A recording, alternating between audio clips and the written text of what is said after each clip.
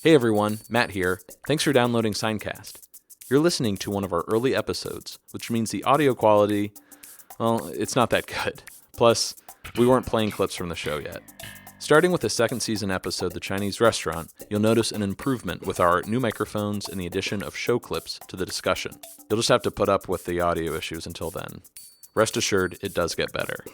We had a lot of fun recording these early episodes and poring over the excruciating minutia that makes Seinfeld so great.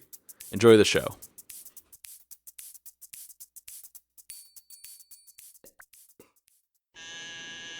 Yeah, George. It's Elaine. come on up. Hey, Benny, listen. I never heard anything like this in my life. Listen to this. This is exciting! This is exciting! Huh? Did I miss anything already? Kramer, get in! Kramer! Crazy man! Hey! Sit down, come on, it's about to start! Hello and welcome to Seincast, a retrospective on all 180 episodes of Seinfeld, being hosted by two guys who can barely run their own lives. My name is Matt. I'm Vinny. What up? Hello. How you doing? Good. How are you? Good. All right. Enough small talk. Let's go. Oh yeah, let's go right into this. Any Seinfeld news for this week? Nothing too big. Do we talk about Larry David's Broadway debut? Yeah, I remember? think we mentioned it last, but do we have any updates? No, not that I know of. I haven't really looked into it too much since we last Okay. recorded. Neither did I. I was just asking. We're being pretty lazy. Sorry, guys. Well, I know the name is different. Instead of it being Shiva, it's called Fish in the water or something? yeah, something like that. So the name has changed, and then I should have done this before I opened my big mouth. You know what? I usually spend so much time editing this show, as probably a lot of listeners can tell, just from the way the audio sounds. But I'm gonna try my best to edit as little as possible this week. So you might hear a lot of a lot of false starts.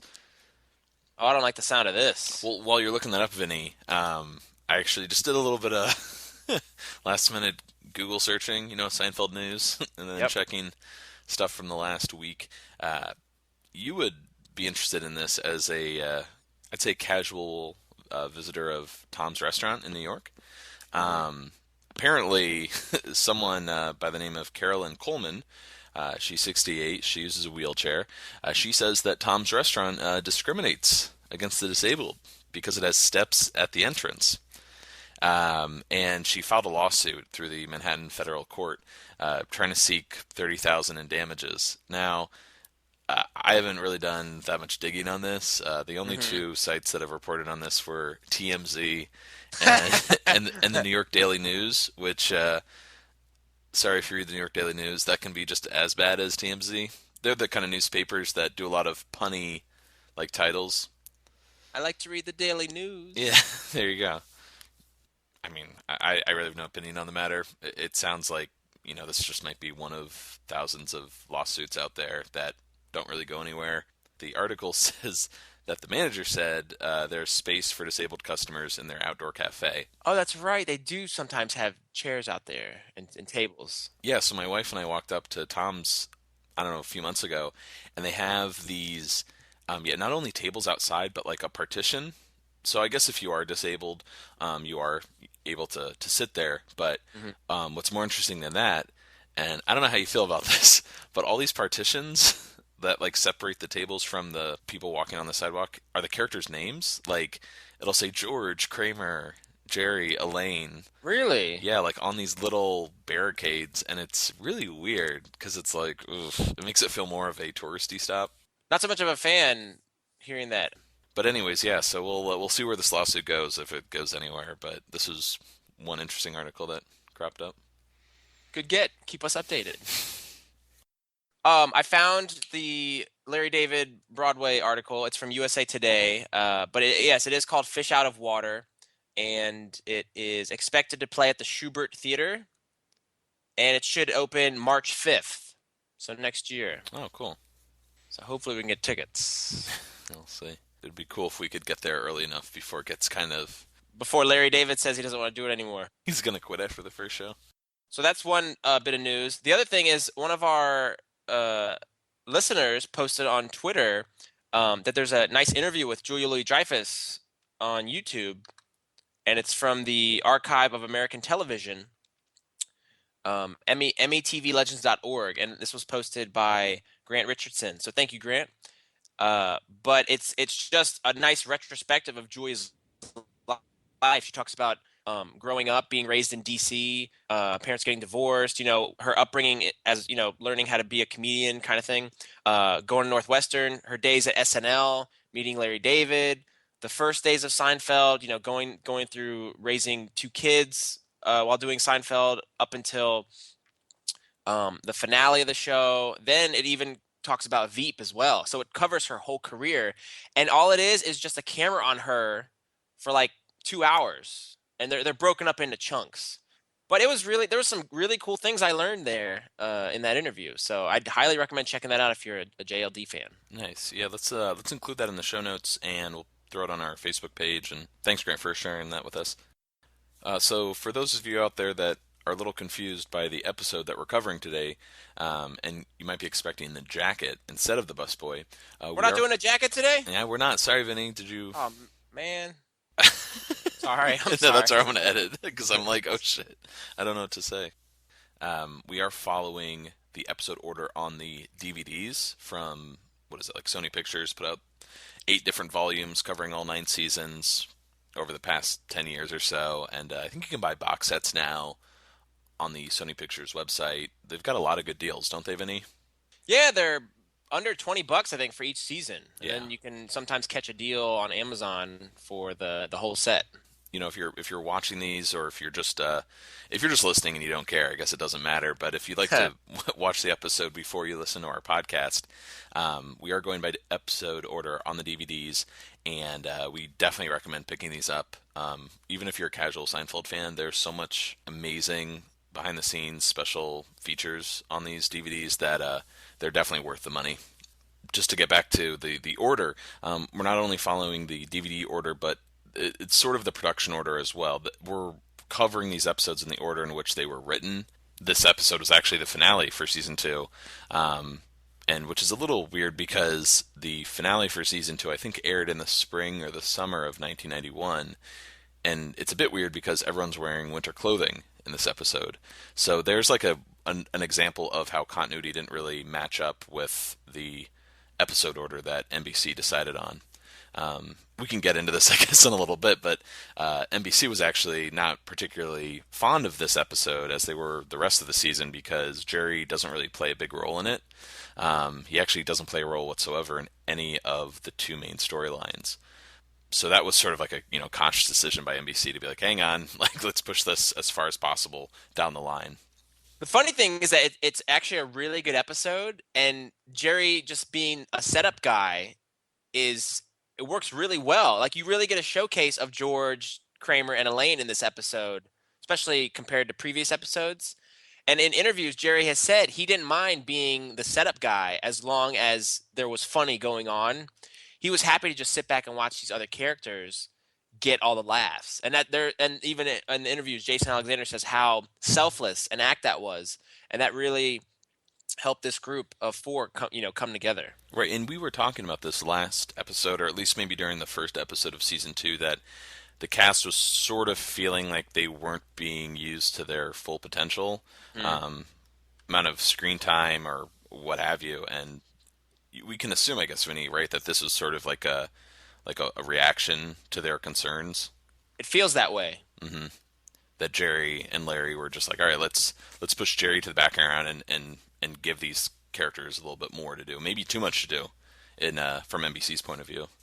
It's interesting though how back then the corporate execs are like, hey, the star of the show is Seinfeld. Seinfeld needs to be in it. Whereas I think by today's standards, it's like, hey, if it's a funny episode, it's a funny episode.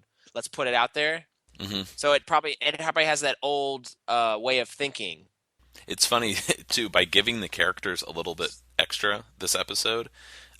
We also see that George is just almost, even though he has more material to work with, he's totally out of character, ironically. Oh, for being so helpful? Yeah. Somebody he's wronged? Oh, he's so nice and wanting to correct a mistake and really, really put himself out there, which it's just funny, yeah, that oh, hey, Jason, we got a lot more material for you, and your character will never do something like this ever again. Don't get used to it. In the past, I've brought this up, but Michael feels to be a little underutilized in the show up to this point, and now he really gets more screen time as well. But Yeah. I would argue again, I mean, you were saying this is a great episode. I don't know if I feel the same way. Like Kramer, everything Kramer does, doesn't work for me at all. Oh, I thought he was getting some good laughs, and there's there's little isms that he does. Mm-hmm. It's like you see it, it's creeping out of him, and that's why I'm like, ooh, it's coming, you know.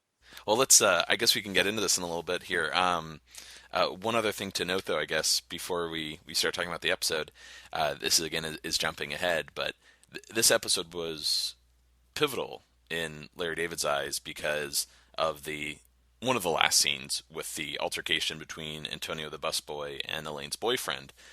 This was, I don't know, Vinny, would you sum up Seinfeld by the stories coming together? Would you say that's one of its defining aspects? Oh, absolutely. Just That's how that's part of its charm. how story A and story B can kind of just come together at the end in this Yeah, totally it's a unexpected way. All the stories merging together is like the perfect cherry on top to end an episode. Right, and we're talking about the scene between Antonio and Eddie when they have this off-screen altercation. Larry David was really happy with that moment, and it was just totally, unplanned. It was almost like this unconscious decision that the stories just kind of came together on their own, and he liked it so much he wanted that to happen again and again. And as we know, the show will almost make a habit of it. Some episodes don't always come together perfectly like that, but when they do, it's just, it's gold. Mm-hmm. God, I'd argue with Curb Your Enthusiasm is even an extension of that, where he takes it to another level. Oh, yeah. Where those, you are totally blindsided some episodes, how something from the beginning will totally come back at the end. I would say that's Larry David's signature. Mm-hmm. That's his move. All right, so what do you say we get into our discussion? Okie dokie.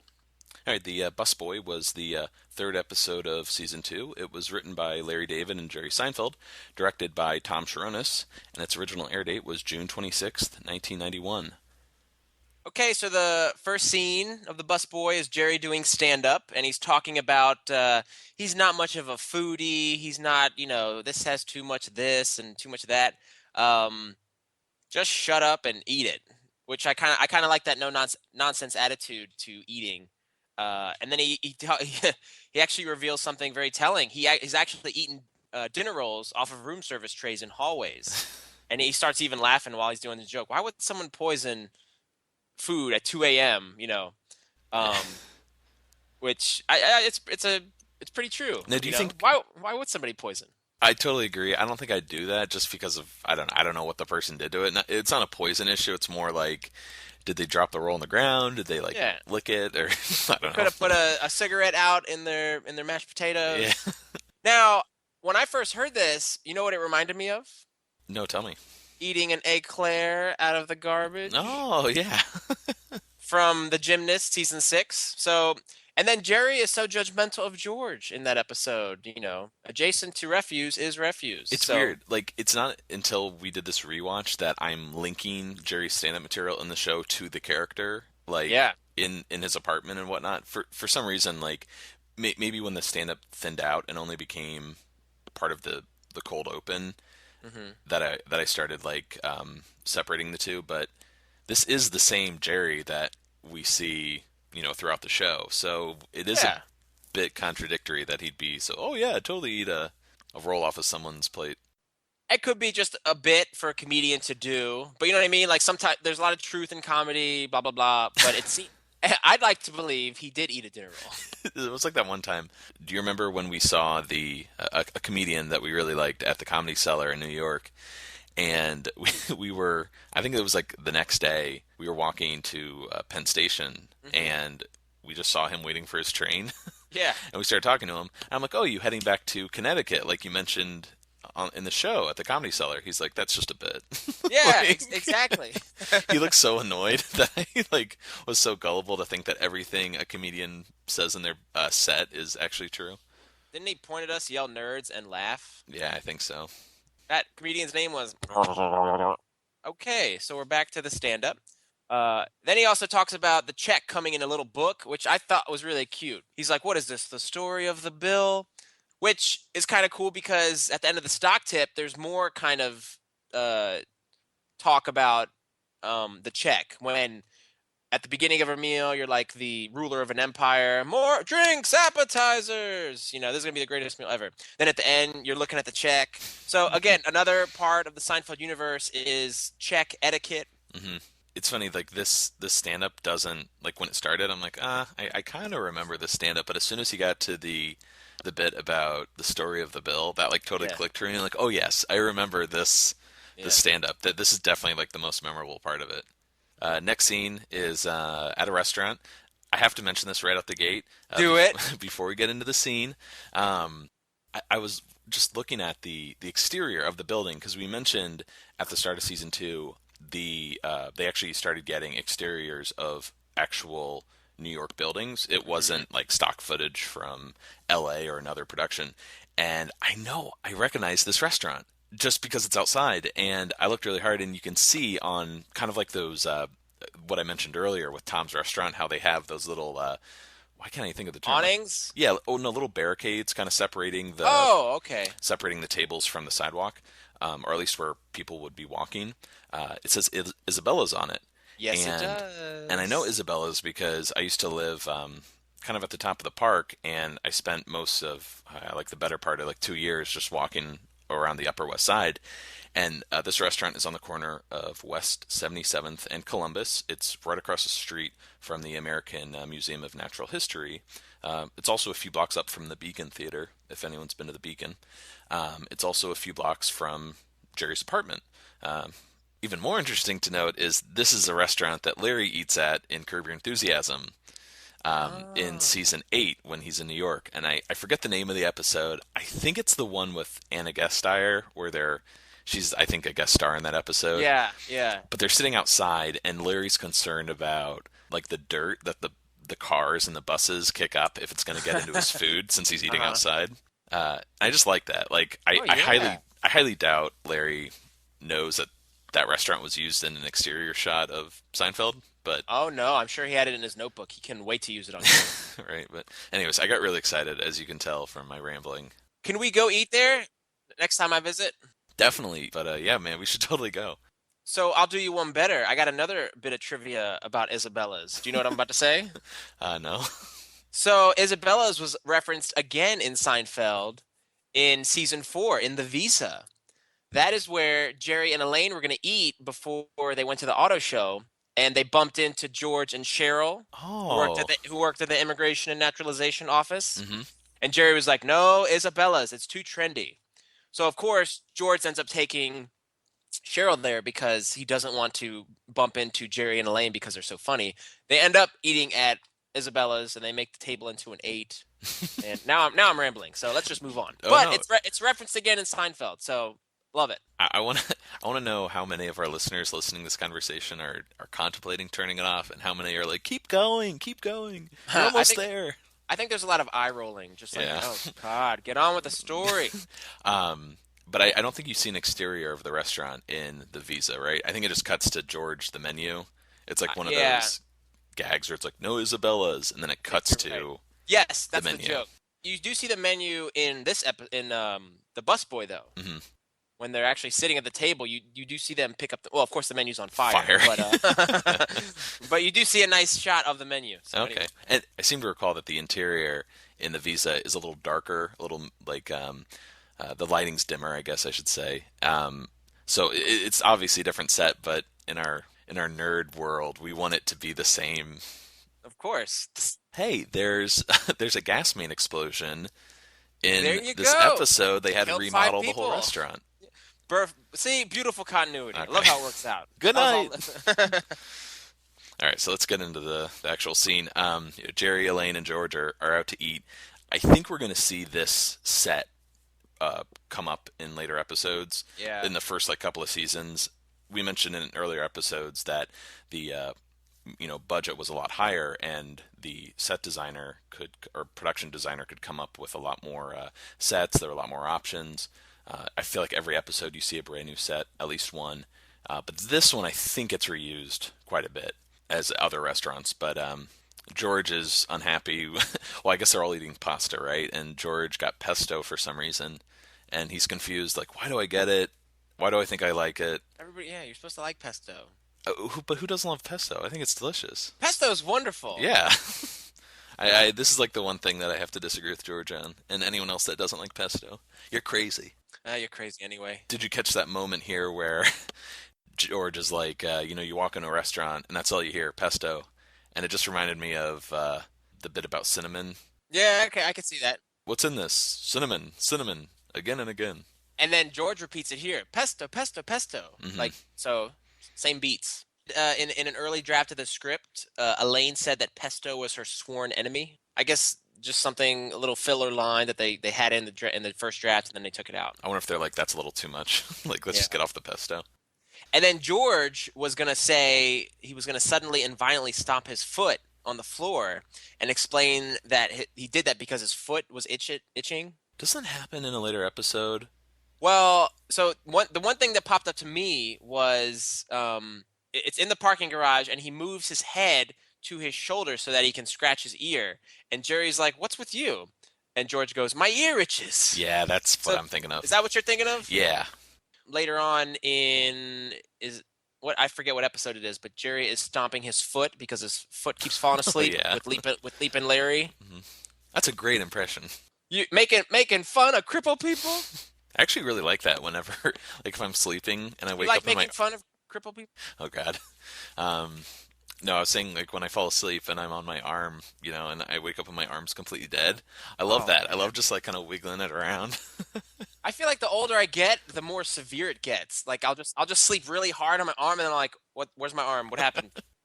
So then the next part of the scene is Jerry Jerry notices a guy across the room who has a hat on, and he says, "Oh, a guy like that, 10-to-1 hair transplant." Yeah, someone at that age with wearing a hat must be getting plugs. Who's the one person that would write this? Larry David. I feel like Larry David identifying as a bald man from a very young age, just Yep. for the rest of his life. That's all he would talk about. My bald brother. Hmm. You know what? I almost felt like this line would have come better from George, because George is more of the expert on hair, as being a man who is losing his hair, So I kind of would have liked to see that line come from George. I totally agree. George is definitely more concerned about his hair. Especially in the tape, season 3, he orders that cream from China Mhm. for baldness. One thing I wanted to point out was when when Jerry tells Elaine and George to look, and he's like, be careful when you look. Elaine says this line that I say to you all the time when I want to point something out to you, and I'll always say, well, yeah, the thing about the painting with the colors is when we're trying to discreetly say, hey, look at this person over here, look at that. So that was one of those moments where I was like, aw. Sometimes it's a simple nudge with an elbow. Ow! What'd you hit me for?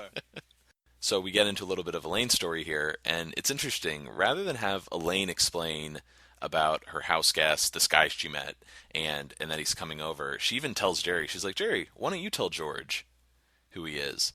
Yeah. Almost like Elaine was explaining this portion, and the NBC execs were like, hey, we got to give Jerry more things to say. Yeah. He's barely in this episode. And Jerry takes it. But he goes on to explain that Elaine met a guy while he was on a business trip in New York. He's from Seattle. Yakima, right? Yeah, Seattle. This line, I feel like, is really memorable for a lot of people. Jerry says that a lot of people are moving to Seattle, and George says it's the pesto of cities. Yeah. Which, I always forget this line for some reason, but I host Seinfeld Trivia in New York, and every once in a while that'll come up somehow. Mm-hmm. I don't know how, but it's just a really random line that I always forget about. I also like, as George is saying this, he's taking pasta off of Elaine's plate. Did you notice that? Yeah, he's over his pasta. Yeah. Elaine met him on a business trip in New York, and they shared an interpersonal experience. Can we assume that they had a one-night stand? I think so. Even though, Elaine, we're jumping ahead, but she doesn't, sleep with him when he visits. I assume that's what happened. I think evidenced also by the ding. George just hits his glass with the spoon. But But that was what I took it as. And Jerry's line, I mean, this could be interpreted many ways, but that the that the guy, his name's Ed, discovered that the Bennis tattoo does not wash off so easily. I like that line. That's a cool line. That's a good line. And so while they're talking about this, I guess George notices that the menu is on fire at the table next to them that the busboy placed there while they were talking. And it's it's kind of an awkward moment because Jerry isn't an actor and he really doesn't have anything to do. He just sort of stands up and stands there as he watches George put it out. Oh, I didn't notice that. It's just really awkward, at least from my point of view. But how many moments are there like that in life where like something happens, you want to do something, but someone gets to it first, so all you can do is just sort of stand there and watch? So some of my friends in pharmacy school, this is one time I wasn't able to go with them, but they went out to Buffalo Wild Wings to get wings. Oh, to get wings, huh? No, they were getting the fish.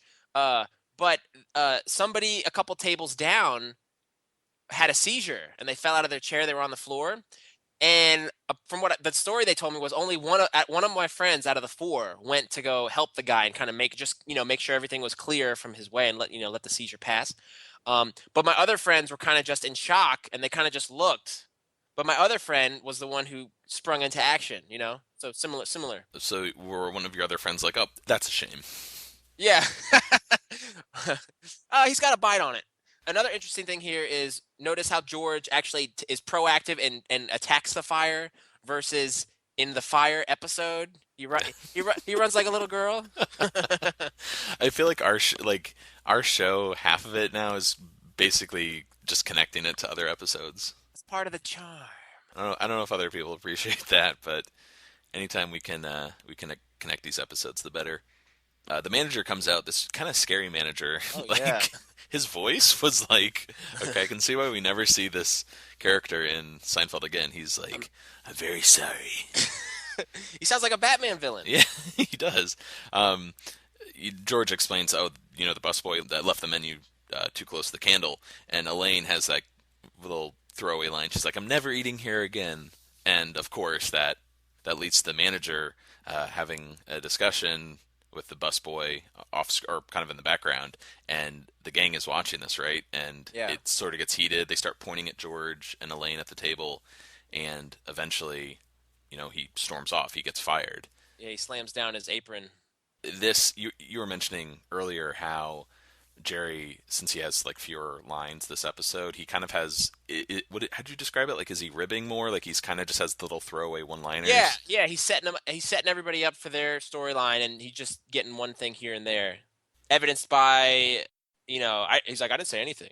I wish they did this more often with Jerry, and I think they did in. I mean, we have to wait till we get to it in later seasons, like seasons 8 or 9, when Jerry really turned into like a meaner character. He's not as nice and compassionate as we've seen him in the first season, where it'll just be like two characters having like, usually it's like Kramer and Newman, but like he'll just throw in one line like, to the idiot mobile, just like one little throwaway line that really just makes me laugh really hard, more so than like when he goes on like a 30-second rant, like some kind of bit. We're with you, Akko boy. Godspeed. You want to say it again? Thank you. No, it's it's actually kind of like an old version of "That's a Shame." Yeah. The way he says. Oh, he gets dark. He's like, George feels terrible about the busboy getting fired, and Jerry's like, oh, maybe he'll kill his family over this. Yeah. You're like, wow, whoa, damn, Jerry. A little insensitive. I can't get over how remorseful George is in this episode. He feels so bad for getting the busboy fired. Like the scene in the restaurant, I think feels like George, where he's in shock or he's surprised, and not that he feels bad, but he's getting neurotic. That feels like George. But yeah, you're right. These later scenes where he's like, I have to do something to like, make it up to the busboy. That's where it gets a little out of character. Next scene is at Jerry's apartment, and it's like a continuation of the dinner scene where Jerry is telling George that the busboy will get another job. It's not a profession. A little mean here towards busboys. Yeah. Or maybe just the character. It's not a profession where you embellish your resume and undergo a series of grueling interviews. I'm kind of hogging the mic here, but we get the first exchange of one of my favorite like Jerry George quotes. They're not memorable. I don't think they're. You'll never see them like on a top 100 quotes list, but they do this a lot in the earlier seasons where George says, "Oh, like you really know blank," and then Jerry goes, "Oh, like you do," and that happens for the first time in this scene, which just made me laugh. I like to visualize or imagine that that's Larry and Jerry like riffing, like when they're hanging out or when they're writing and they're, swapping stories. They love, oh, you know about Cinnamon Toast Crunch? Oh yeah, like you do. Like I just imagine them saying that. And then he talks about, George knows what it's like to be a busboy. He was a camp waiter at a fat camp. That's a bit of trivia I forgot about. You don't hear a lot about George's childhood in the show, I don't think. His the vintage videos of his boyhood trip to Michigan. You hear about that. Yeah. And then Elaine comes in and she says something that's so damn cute. She goes, she's like, I don't know if you know this, but I am one clever chickadee. And she's so proud of herself because she got the busboy's number or address. Yeah, she's I'm not exactly sure how she got this. She doesn't go into details like how she's clever, but I assume she talked to the manager. Oh, it's charm. That's If you notice, Elaine has on her like a winter outfit, like a jacket Yes. with a big scarf. So again, kind of weird since this episode aired in June and was air date wise the last episode of season 2. It really was supposed to air, as the third episode. So it just gets a little weird continuity wise. Most people probably don't notice that, but I thought a good trivia question for you when you do your Seinfeld trivia would be the busboy's address. oh yeah. That'd be a tough one for people to get. Maybe a bonus round question. But you mentioned jokingly just charm mean anything to me as it relates to Elaine getting the busboy's address, but she must have just sweet talked the manager, right? Well, I would imagine she went back to apologize for that line of "I'm never eating here again," because she was still sweet back then as well. Yeah. And how can you say no to that face? George is like immediately ready to go to the busboys since Elaine gives him the address. She can't go, right? Because she has to use Jerry's car to go pick up Ed, the guy Yes. from Seattle, and he's going to stay with her for a week. But Jerry, another weird character moment. Jerry's like really worried about George. He's like, "Oh, you're not going to be safe. Who knows what you're going Yes. to walk into? So you should take the K-Man." K-Man. Is that the first mention of the K-Man? I think so. All George wants to do there is, well, he's not actually sure what he wants to do, right? He wants to apologize, but then he's like, I want to see if I can get him another job. God, I'm like, George is going really. We've mentioned this, but like, apologizing is one thing, but then to be like, I want to get you a job. George is really going above and beyond for this person.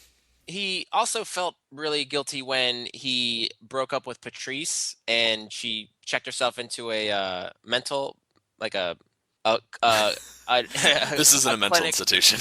No. But a clinic for, I don't know, it was some sort of clinic that this woman checked herself into, and George felt really bad about that. That was in the Truth episode for season 3. And he's like, we're cool. I was about to say, actually, I think George does more, or at least goes out of his way more for Antonio than he does for any of his girlfriends throughout the entire show. I would agree with that. So George puts on that little woolly cap, which makes him look like a 10-year-old boy, right out of A Christmas Story. And as he's leaving, did you notice they open the door? Kramer comes in. Mhm. He's like, "Take me where? Where?" And he's so excited. Oh, do you feel kind of bad for him? Well, Kramer just loves being part of the action, and I don't know. It was a cool little. I like the way Michael delivered that line. Like, just to his face, George is kind of like kind of hesitating, like, I Yes. don't want to go with you. And we see that later in the next scene, how not ashamed he is, but he's just weary of going somewhere with Kramer. Oh, well, I guess we should mention the next scene. We have two firsts here. It's the first time Kramer has ever left the apartment. One. And the first scene we have, that's George and Kramer, just the two of them. And that's a rarity. That's probably single digits the times we see just the two of them on screen together. Yeah, I want to see if we can keep track of this. The first one that jumps out is the time where he wears the Henry VIII costume in the Gum episode. Yeah. But that's like a brief moment. Like, the one I thought of was when he goes to the Yankee Ball and he goes backless. Hmm. And they're like, George, it's not working. Yeah, I really like the two of them paired together. Yeah, it's a perfect recipe because you have one that's just so neurotic and bitching about everything, and then you have Kramer who's just the zaniest character. But did you notice another bit of trivia? If when they open this is before we go to the busboy's apartment. We're still in Jerry's apartment, but as they're leaving, they have Jerry's. You see on his door, his apartment number is 3A. Yes, not 5A as we know it as. Now, I think in an earlier episode, I think it was the mail and bonding, right, where they get to his apartment and it's like 4 digits. I guess you guys will have to go back and listen to that episode, but it's like Yeah. 415 or 418. It's something totally random. And then season 2, it starts as 3A, right? Okay, I like that. And then I guess when will it become 5A? Season 3? Yeah, I guess we'll have to keep an eye out for that. Unless it's just this one random episode. Well, I what sticks out to me is when in the glasses episode when George like the dog bites Elaine's leg and the owner of the dog is like, I'm looking for that woman. She came in here, right? Hmm. And he's like, would you have her address by any chance? And he's like, no, that's the guy she was with. And then George is like, yeah, 5A. And he's so like, he's such a jerk to the guy, but that 5A sticks out to me. Anyway, So at the busboy's apartment, this is a little bit of interesting trivia. For those that own the DVDs, which we're watching, there's a neat little special feature called Notes About Nothing, where you'll get little bits of trivia, kind of like a pop-up video as you watch the episode. Most of the trivia, quote unquote, is about like the actors and little like historical and biographical information on what they're talking about in a scene. But every once in a while, you'll get a neat little nugget that will tie the episode into a future episode or give you a little bit of behind the scenes trivia. And it says that the exterior of the busboy's apartment, from the street, the wide shot, is actually reused in the heart attack episode later this season for Tor Ekman's apartment. So, I would you have noticed this, Vinny, on your own? I don't think so. No, just because they put it down, I took a little screen grab of it, but no. So by reusing the stock footage of a building, in theory, the busboy and Tor live in the same apartment complex. I believe it. I did. This is also jumping ahead, but that hallway that George and Kramer are in before they knock on Antonio's door, it looks like the same hallway from where Kramer goes over to get his. When does Kramer go to get his jacket and Elaine's with him? Is that the nose job, Mr. Van Nazen? I think I'm right. Yeah, you're right. Doing your air punches. But it looks like that same apartment. So I want to know if that's maybe the same set they've reused. Perhaps. It looked that apartment, man, looks so run down. Like it looks like it's just in a bad part of town, and ugh, poor busboy. Yeah, poor busboy. Right before they go in, maybe this was the moment that I felt really bad for Kramer because George is like, I appreciate you coming, but I don't want you to say that much. And Kramer is like, I'm not an idiot. Well, he's like, what am I gonna say? And then George goes, I don't know. And then Kramer goes, well, I'm not an idiot. Yeah, I don't know why I felt bad for him there because that's like a real Kramer moment where I don't know. He's self-aware, I think. Yeah, this is such a leap. It reminded me of like Forrest Gump or something like that, where Forrest is. Oh man, it makes me want to cry. I'm such a baby. But where he asks Jenny to marry him, and he's like, I may not be a smart man, Yeah. but I know what love is. It reminded me of that with Kramer. So Kramer is the Forrest Gump of Seinfeld. He's the hipster doofus. Can we talk about the shirt that Kramer's wearing? Yeah, sure. Go ahead. No, I found it very out of character for Kramer to be wearing a Harley Davidson shirt. I see he's wearing a trench coat, kind of, it looks very similar to the executive, but it's just so weird for him to be in a t-shirt, not, a vintage collared button-down shirt. Yeah, it is weird. We'll see him in a tank top, wife beater. Is that an appropriate term? I guess whatever. Probably. I'll stick with tank top. We'll see him in a tank top undershirt, throughout the series, or shirtless when he's making his tomato sauce. Mm-hmm. But Yeah, I thought it was a weird, like, why put him in a t-shirt? It's like he's heading out to the reggae lounge or something like that. Anyways. I didn't wash. And like you said, this is the first time we see Kramer out of the apartment. Yeah, it's weird, right? Like, is this the first time he's... Oh, no, I guess he went to Joe's fruit stand to get the cantaloupe. But this is the first time we're seeing him, so maybe... I wonder if George... I mean, obviously Kramer's a bit of an oddball, and that's why George didn't really want him to come with him, but I wonder if it's because Kramer... I don't know why that line sticks with me from the early episodes. He's like, you haven't left the building in 12 years. Why that sticks with me, because maybe he just leaves maybe once every few weeks.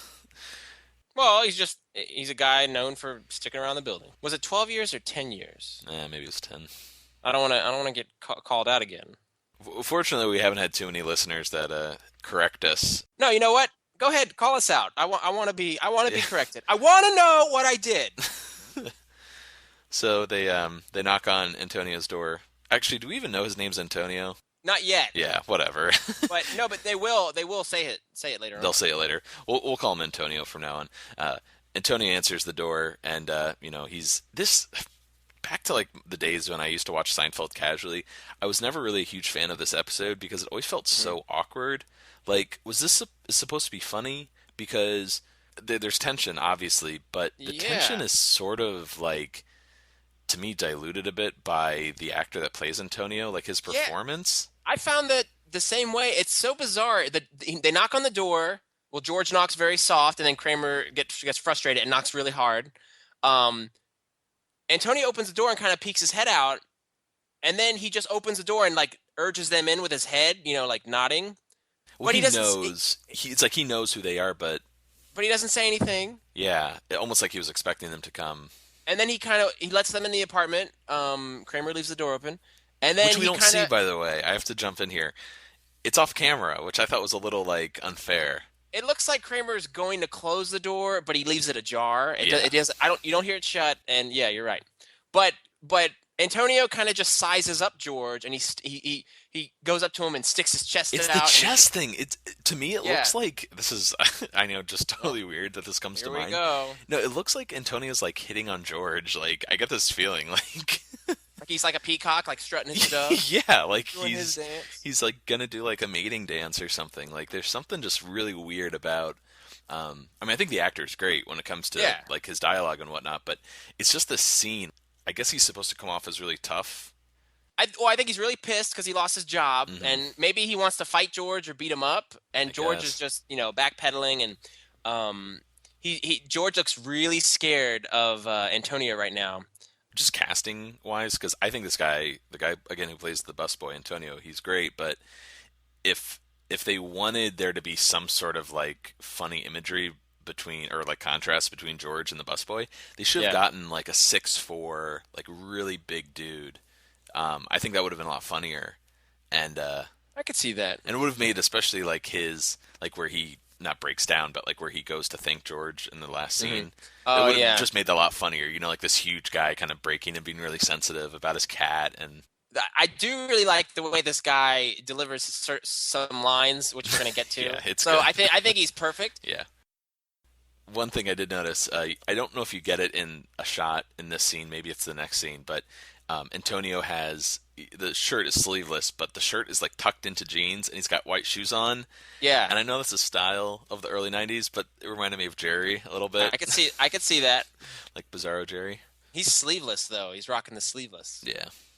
Now another thing is like George is going on this little spiel about how sorry he is and if there's anything he can do, and Kramer, in typical Kramer fashion, is like, he's a hell of a guy, and he's like, then he says, "Habla español," and the busboy still doesn't say anything. He nods, and then Kramer says, "Como se dice waterbed?"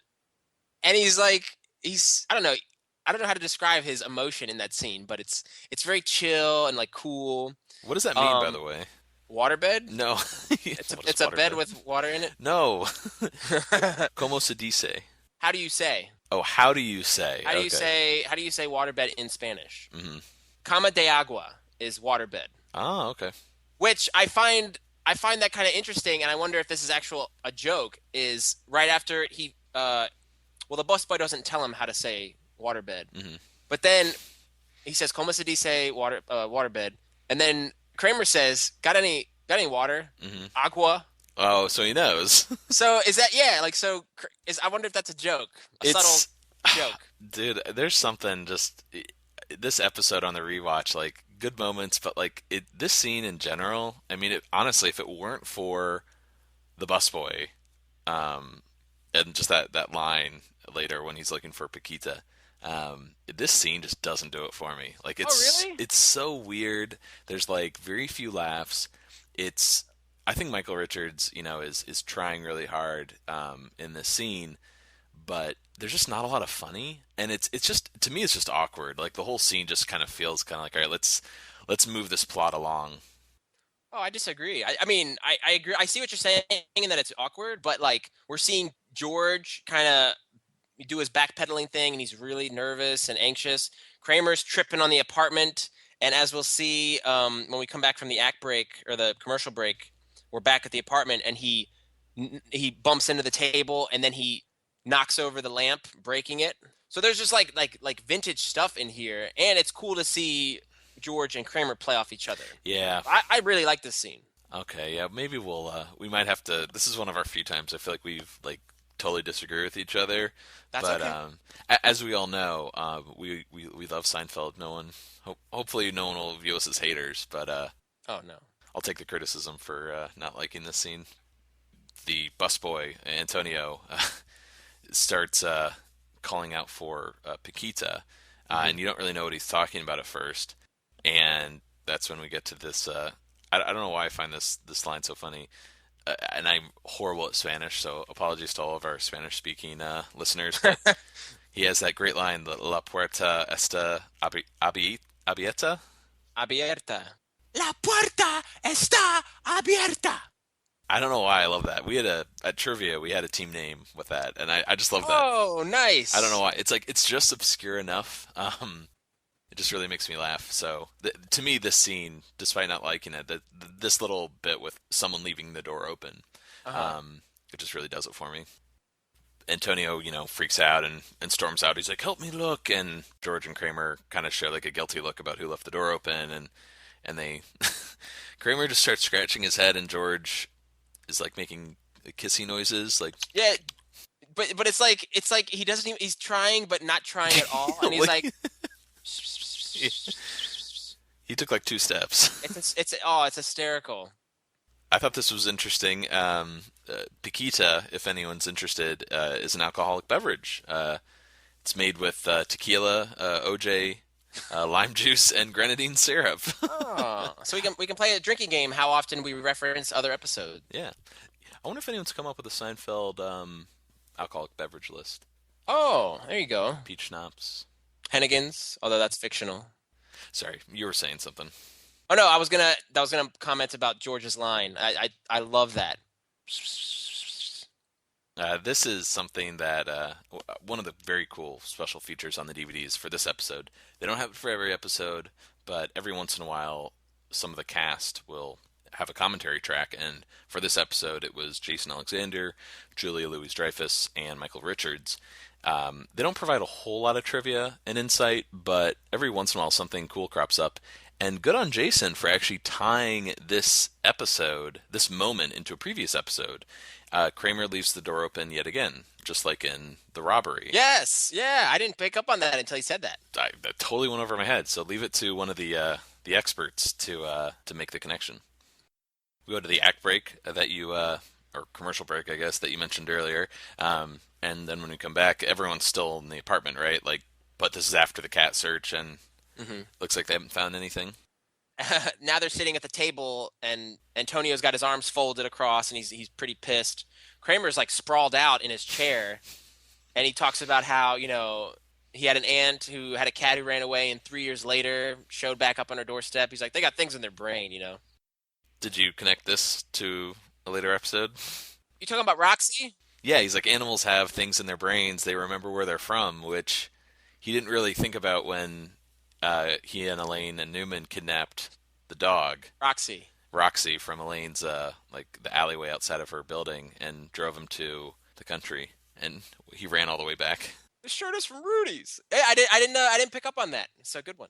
What I did pick up on is Kramer gets up to get water, Mhm. and then he trips on the wire of the lamp, and the lamp falls and breaks. But did you hear the way Kramer says the line? He goes, "This wire's sticking out," like that. And I'm thinking, I'm like, man, I've heard him say that elsewhere. Where else did he say that? And it just hit me. He's in the mom and pop store when he gets the nosebleed and he's laying on the couch. He's like, "You got wires sticking out every which way." When he sees it on their ceiling. Yeah. Yes. 48 years, ma. I like that little moment after Kramer. It's like I think they only had, what, 3 cameras, and so there's sometimes weird angles. Yeah. Yeah. Where he's putting the piece back in the lamp, and he just, like, turns and goes, yeah. Yeah. He looks back to George for approval. But yeah, I don't know how he sticks it back in there. Maybe it's just barely holding on. This is where George gives Antonio his business card saying that he's in real estate, and if he's ever looking for something bigger, nicer. And I was like, ooh, was that a low blow by George? Like, here's your dump of an apartment. If you ever want to get out of this dump you live in. Little passive-aggressive way of saying, like, you live in a real crappy apartment, but I'm sure things will pick up for you. But as we'll see, I don't think Antonio says anything for the rest of the scene.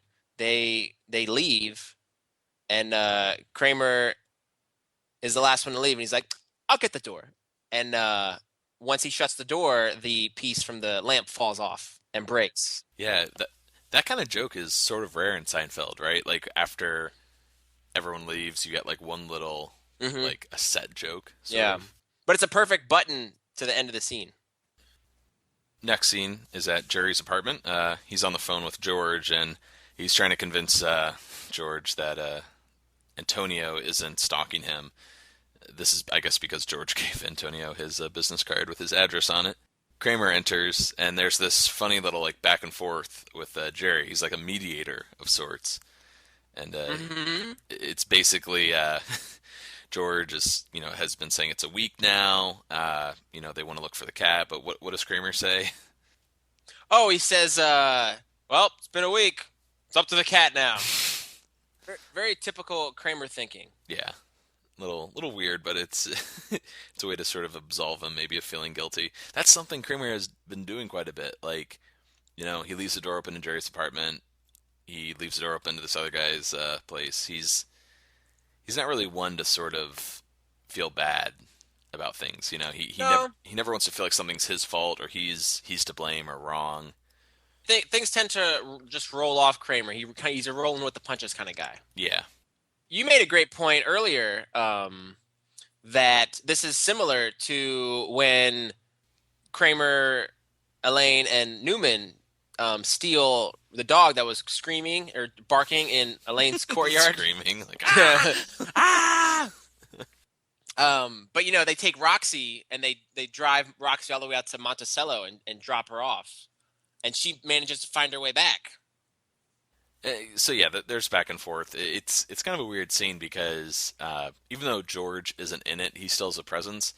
Originally, this scene didn't even exist. It was just Elaine would enter the apartment, and Jerry and she would talk about Ed. You sort of figure the scene was added just to give Kramer and George, in a sense, more screen time, more material to work with. I mean, I would argue that prior to that, they already had a good amount of screen time, more so than ever before. Mm-hmm. And in fact, it's something more for Jerry to do, to act more as a mediator. So maybe it was to give Jerry more things to do. Right, like this scene could have been between George and Kramer. Right, just on the phone, just playing it straight. Mm-hmm. But as a middleman, it was really funny. I liked the back and forth between the three of them. I always found it interesting too because sometimes we've seen Jerry on the phone a few times in the show so far, and you never hear someone on the other line. But like in later episodes, you'll hear the person's voice on the other line, like when his car gets stolen, or he gets a call from a telemarketer. And I always found that interesting in movies and TV shows. Like, I want them to stick with one or the other. But originally, it was just going to be Jerry and Elaine discussing how much she disliked Ed, the guy that was visiting for the week. and it had Jerry brushing his teeth in the scene, and he was bragging about his brushing technique, and he said something like, "You'll notice the massaging action of the concentric circles. It's never abrasive like this." And then Elaine responds, "You are a man of colossal ego in the most irrelevant matters." That's a perfect way to sum up Jerry. Yeah, I love it's that. very eloquent. It sounds very Larry David to me in like the concentric circles and the brushing Well, technique. dental hygiene is big with Larry. Yes. Not only in Seinfeld, but in Curb Your Enthusiasm. He's really big on that. Yes, and then the colossal ego line of the most irrelevant matters is kind of a nod to this notion of nothing, which comes up throughout the show. A lot of people would disagree, but the more I like just kind of get into what like who Larry David is, like from his shows and just like what things interest him, I kind of find him to be like a somewhat positive role model. Hang on, Oh, in the where are you sense that going with this? he's really healthy, like he's really Yeah. health conscious. At least when it comes to like diet and exercise. To add to that, though, before you go on with diet, when Larry is on the Jerry's web show, Comedians in Cars Getting Coffee, they stop at a coffee shop to get food and coffee. And Jerry orders like some sort of eggs Benedict. No, he orders a big stack of pancakes. Oh, there you go. Thank you. And what does Larry get? Does he just get oatmeal or eggs or? Yeah, something really light or maybe like a fruit ball. And then Larry even says, he's like, I don't know how you can eat that stuff. Like Larry says this to Jerry, and Jerry asks him, "Well, what is splurging for you?" And Larry's like laughing. He's like, "Oh, maybe I'll have like a handful of cashews." Mm-hmm. That's me going overboard. God, some of our listeners, are probably like, "What is this like? Why wouldn't you be healthy like that?" But I'm in an interesting phase of my life where I feel like I'm sort of realizing like I can't keep eating the foods I ate growing up. It's time to transition into like a healthier lifestyle. You're a different man with a different body. Anyways, back to Seinfeld. First thing Elaine asks for, well, she needs his keys, and she grabs some aspirin. She's No, hello. no hello. Yeah, she's really stressed. Ed is downstairs, the guy that we haven't met. Again, if this were another episode, I don't know if we ever would have met Ed. It would have just been Elaine talking about this Yeah. guy, someone that she met, and her just, going to Jerry's apartment or the coffee shop whining about her date. Trying to. I got you. Yeah, okay, you got it. Okay, she dumps out 3 aspirins. I noticed. She's got a pretty bad headache, and In the commentary, Michael asked her. He said, "Julia, what were you actually taking?" And she said, "Tic Tacs." you just want to say enhance and zoom in on the Tic Tacs. Enhance. Yes. Speaking of which, did you notice Jerry's drinking a soda in the scene? What the hell is going on here? Like we take a lot of the same notes, but yeah, I noticed there's like a close-up shot of that cola. I'm like, that's not like Jerry to drink soda. Well, that plus I've never heard of that brand. Did you see what it said on No, the what'd it say? Iris Cola? IRIS. Huh? And I googled it. I couldn't find anything on Iris Cola, Might be one of those like stage like sodas. a TV brand. One of them prop sodas. So this is kind of like the preamble to. God, we have like 3 amazing Elaine scenes here. We have like the before, Yeah. during, and after. But she needs to get. A week has gone by since his visit, and he's heading back to Seattle. He leaves in the morning, and she's like, "I need to get this guy on a plane to Seattle, or she'll kill him and anyone that tries to stop her." Jerry even asks her. He's like, "You guys haven't, and she's like, "No." And Julia comments about this on the commentary track, saying this was unheard of for her to say, "Yeah, I've been telling him I've been having my period all week." She was like, Julia was so like, I could not believe I got to say that on television. Yeah. So back then, that was a huge deal to be able to say, I'm not having sex with this guy because I'm on my period, blah, blah, blah. Yeah, I recently posted to our Facebook page that IndieWire article about like Yep. Elaine being such a progressive character, and yeah, this is like. I don't know if this is the first example, but this is definitely, especially coming from Julia's point of view, like the most progressive thing her character has said on this show yet. And again, it's a woman talking in mixed company with men. Well, I Yeah. guess it's just one man here, but you know what I mean? Like, everything is fair game. There's nothing off limits in this world, which I love. It's not funny. Like, it's not like a joke line. Like, I guess you could kind of chuckle at that in a sense, but it's so real by like TV standards. It's like maybe too real to say. I thought it was really funny that Elaine just cannot stand the thought of having sex with this guy, that she will go to the trouble of lying about being on her period. You know what I mean? Like, What do you think's going on with Elaine and Ed? Like, so if they had a one night stand or they hit it off that, when he was originally in New York, did we don't get into the specifics of what happened, like why she hates this guy so why much. she finds him so repulsive now? You never know. Is this kind of would have been interesting material to get into?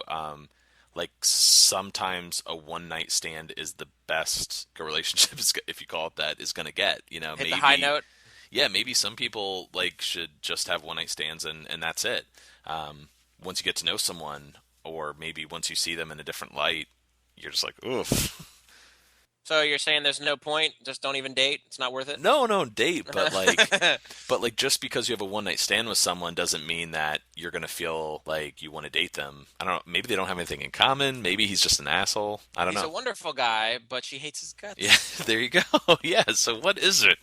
She goes over her route to the airport. She's Yes. very determined to get him to. God, I should have looked up the geography on this. Sorry. Yeah, you should know this. I should be mapping this out, but I'd like to kind of like break it down and see if I could find a different route to get you there better. But she talks about the Van Wyck, and she paid a cabbie $5 to turn her on to the Rockaway Boulevard shortcut. Yes. So I assume she's going to JFK. So I found it interesting. Maybe it's just because this was a pre 9/11 thing, but Ed's flight is at 10:15 a.m. in the morning, and she's like, "We're gonna get up at 8. That should give us enough time." And nowadays, you got to get to the airport 2 hours before to go through security, check your bag, and all that. So I was like, that's not enough time to get up, get ready, and that. You know what I mean? Well, yeah. If they're getting up at 8, that's not a lot. I would leave at 8. Yeah, I give myself, like, if you're going from Manhattan to JFK or even LaGuardia, I guess it depends on the transportation. Like, if you're doing the bus or the subway or a car, which is her case. If I had a car, I'd leave 2 hours. I think even nowadays in 2014. Oh, really? I think I could.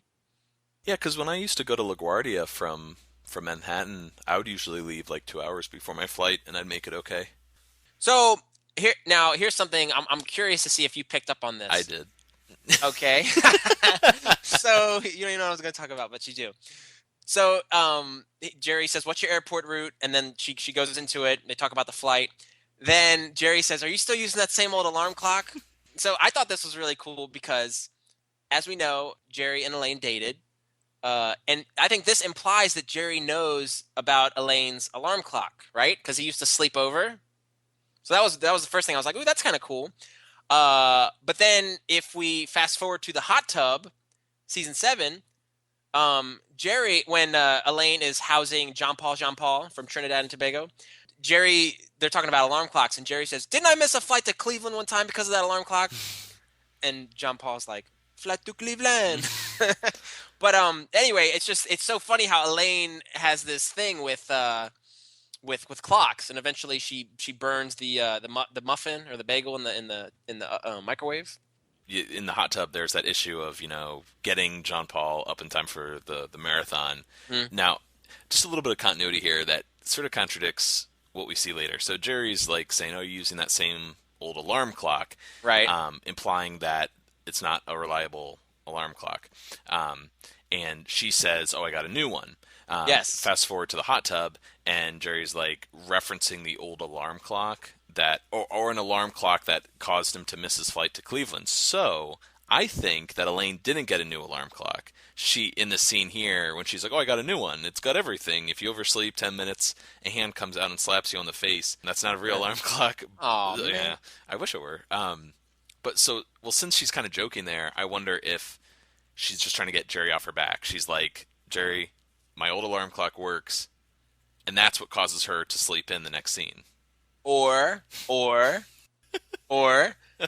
maybe she did buy a new alarm clock. It doesn't hit you in the face, but it is a new alarm clock. By time we go from season 2 to season 7, the alarm clock is now old. So that's one. And then Jerry missed a flight to Cleveland. Maybe it's when Jerry and Elaine got together one last time because Jerry couldn't make Elaine have an orgasm. But we never saw that flight to Cleveland. So I'd assume that flight to Cleveland was when they were dating with the old alarm clock. Well, I like to think in terms of continuity, it works out better when maybe they got back together that one You want to fight? Is that what you want to do? You want to fight? Mine's reaching, but mine works for the sake of the chronology of the story. Yours is more logical. So, but you know what I mean? Like they Yeah. did get together one or two more times in the Mango. But he references the old alarm clock in this scene. Wouldn't it make sense that that old alarm clock is what caused him to miss the flight to Cleveland? But wasn't the Mango in season 5? Forget the mango though, because he doesn't mention the flight to Cleveland until the hot tub episode. Yeah, but okay. Yeah, you're right. But I'm saying because I'm thinking that since they slept together later But they on, slept at Jerry's apartment in the mango. so maybe they slept over again at. All right, too many maybes. Get out of here. I'm sorry. All right, we're moving on. This is gold, baby. So anyway, Next scene. Jerry's doing stand-up, and he talks about, flying. That doesn't make him that nervous. What makes him nervous is driving to the airport, because if you miss your flight, there are really no other options, And he talks about, you got car, bus, cab, whatever. He's like, but once you miss that flight, you're done, except for taking a later flight. But anyway, he talks about, we do have a cannon leaving in about 10 minutes. And he does this like nice physical comedy Yeah, of like I like rotating the cannon. He's like, Dallas, no, it may not be Dallas, but you'll hit Texas. And he's like, get out of the net right after we shoot you in because we're gonna send the luggage in right after you. It's an okay bit. I wasn't crazy about it, but it was fun. I think this one kind of took me by surprise because I didn't remember it at all, and it didn't start strong. Well, there's no real joke until he really gets to the cannon, but yeah, whenever Jerry gets physical, not like crazy, like prop comic physical, but Yeah, Ronnie K. But yeah, when he just does something simple, like he's turning the handles, He's cranking the cannon. like the arc, and when he gets physical like that, that just kind of it adds a lot to his material. Something to note from the commentary with Jason Alexander from the DVDs, he brought up something during Jerry's stand-up that I thought was interesting because we've sort of touched on this in past episodes. He thinks, or he knows, that Jerry was uncomfortable doing new material in front of an audience. Yeah. Some of the material Jerry does in the show as a stand-up comedian, like, is from his actual stand-up, and then there's other material that's written for the show, like to connect scenes together. Probably like this one. Or unless, I don't know if this is from his... This could be one, yeah. This could be, from his actual set. Could be created for the show, but sometimes when like the stand-up material hasn't worked for either of us, I think it's because it was written for the show and Jerry was kind of uncomfortable, And the thing that popped up in my head was Jerry did this show when he was 36 to 40 something, Yeah. Those were his not his formative years as a comic, but Jason Alexander was saying how Jerry really didn't get a chance to work out the material on the road because he was so busy writing, producing, acting in the show. So these years where Louis C.K. has developed his act and honed it into what he's become today, Jerry kind of missed out on that in a sense because he was working on Seinfeld for 9 years.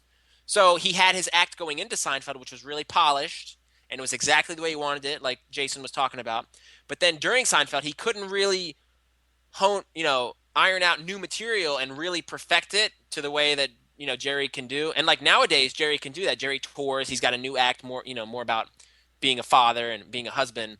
But I thought it was interesting, wow, Jerry really missed out on developing his stand-up act in this period during Seinfeld. Yeah, but it's so funny, he might have missed out on that, but you could argue he's one of the best stand-up comedians of all time. Yeah. Jerry was in D.C. last week, and I really wanted to go see him. And I think he was playing at the Kennedy Center, and tickets are always over $100. So it's always we went there, right? We saw Louis C.K. there. But it's always expensive, to go see him. So it's hard to find. I'll be like, I'll go, But it's always difficult to find somebody who wants to go with me because not a lot of people want to plunk down $100 for a comedy show. A friend of mine who I work out with, he has been getting into Seinfeld, more recently, and it's been a treat because I'm like, yes, he's referencing stuff, and he texts me on the day of the show, and it's 5 hours before, and it said something like I read it really fast, and it said guess who's got tickets to see Jerry Seinfeld tonight, or something like that, and in my head, I interpreted it as, oh, he's got an extra ticket. I'm gonna get to go see Seinfeld, and then I reread it as guess who has one ticket for Seinfeld tonight, and I reread it. I was like, oh, so I was a little put out. So my brain screwed me up there, but You haven't talked to him since. No, he's dead to me. No, but he said it was awesome. He said he has so much respect for Seinfeld now. Seeing him do stand up, he said he was fantastic. 60 years old. He's just as good as he's ever been. Yeah. Okay. Back. Have we gotten to Elaine's apartment now? No, we're just about to get there. This is another first for the show, right? This is the first look we get at her place. Yes, it is. Vinny's been fantasizing about this moment. This is her, I guess, the first of her two apartments this series. It's just her bedroom though, and it's interesting set design. What's going on? To say the least. I have in my notes. I have weird arrangement of things. First of all, it's really cluttered. She's got lots of books. They're strewn about the entire apartment. Did you notice that? Yeah, just a lot of clutter in general. Like not Kramer clutter where it's like, whoa, No, this is a but hoarder. she's a busy working woman. But I was like, oh, she's got a lot of books. That's probably because she works for Pendant Publishing, right? She's always reading manuscripts and books and whatnot. Then, if you look, there's a lot of weird stuff on the walls. She's got a Buddy Holly poster. There's these old timey signs, and I was able to pick out some of them. One says Gold Dust on it. One says Sonny's Sugar Cones. Another one says Lay or Bust, which I have no idea what that means. There's another one for Old Dutch Cleanser. And then finally, there's a poster that says Bohemian Ginger Ale. There's also a lamp where the base of it is a cowboy. It kind of looks like John Wayne from far away. And there's a giant trunk in the corner. And there's wooden clogs on her nightstand. It's very hodgepodge, and I think there's like a Barbie doll too. Yep. Nothing. It looks like Raggedy Ann or something. Yeah. Recently, I was in Michigan just on vacation, and we went to an antique mall, and that's what it kind of looks like. It looks like just a little kind of little alcove or a little display of just someone's old stuff, like their old junk they're trying to sell. What is this stuff? Hey, not to judge, I've got a lot of old junk, but there's kind of a theme though. Like it's not as random as her place. I did notice, though, if you look in the background, she's got skis and boots up against the wall. If you see that. Yeah. And I was like, hey, she hurt her shoulder when she was carrying those skis in the Kiss Hello. Yeah, good call. So she's an avid skier. Continuity's there. Brilliant. So Elaine is, she wakes up. The alarm clock says 9:14. They were supposed to get up at 8, so the flight leaves in, an hour? Whoops. Yeah. And this is, we don't need to go into it that much, I guess. This is, I think, just one of the best Elaine moments. Mm-hmm. She really gets to shine. It's great that not only is this the first time we're seeing Elaine like on her own, without any of the main characters with her. It's in her setting. It's really like the first example of Elaine in her natural environment. Yeah, her habitat. And God, dude, how did she do this? Just the energy in the scene. She's running around trying to get. She wakes up Ed, freaks out, starts throwing all of his clothes into a suitcase. You have to get on your flight. You have to get out of here. And it's just, everyone knows this scene. I think this is one of the classics. Oh man, she's shining in here. It's awesome. And I think in the commentary, she said she did it like 3 or 4 takes to this scene. Yeah, Julia was saying it took a while to get the scene right, maybe, or they just did a few takes. Probably just a few, and she did it in front of a live audience. But she's doing that thing where she's trotting in place, and where's my brown sweater? It's brown. Like when he asks for the brown sweater, he's like, "Where's my brown sweater?" And she's like, "You're what?" And she starts like jumping in place. She's antsy. Yeah, it's so cute. We did mention the hot tub in the previous scene. This scene reminds me a lot of Jerry when he wakes up frantically. Yes, Jump Hall sleeps in, yeah, and it's 8:47. 8:47, yeah. Yeah. Now, do we have anything else to add to the scene? Because there's something I've been dying to share with you. Oh. As I don't know if you guys know out there, but Matt is a huge Batman fan, and all Batman, the '60s show, the comics, but I think most of all, I would say the Christopher Nolan franchise. Yeah, I'm a huge fan of the Dark Knight trilogy, which I also adore. But you are just like you're a fiend. Smitten. Yeah. But I found that Doug Ballard, who plays Ed, was actually in the Dark Knight movie, and I mentioned it to you in passing a couple days ago, and you're like, "Ooh, don't tell me who it is. Let's save it." So I haven't told you yet, and I'm gonna send you a picture, okay? Oh God. And so we're gonna get your real reaction here. So I just sent it. So check your email. Oh my God. Yes. I just got your email. Are you kidding me? Nope. I never in a million years would have recognized him. All right. I know Right? this isn't a visual podcast, but all right. So many of you have probably seen The Dark Knight. There's this great scene at the end where the Joker has explosives on two different ferries. One has Gotham citizens on it, another one has prisoners on it, and they give the ferries the detonators to the other ferries' explosives. I don't know if I'm making sense here. Yeah, keep going. And there's this whole like moral dilemma. It's like you have to blow up the other ferry or else the Joker is going to blow up your boat in the next couple of minutes. So it becomes this huge debate on, hey, should we kill a ferry full of hundreds of people even if they are prisoners just to save our own skins? And there's this one Gotham citizen, I think, that kind of takes the spotlight, Yep. who is like, those prisoners had their chance. They're bad people. We should kill them. Why should we die too? They had their shot. Exactly. Like the Joker's going to blow both of our ferries up if we don't kill them first. And it's just a fantastic scene. And that guy, He volunteers to. He's like, I'll do it. Yeah, I don't mind getting my hands dirty. yeah, and not to spoil the scene altogether.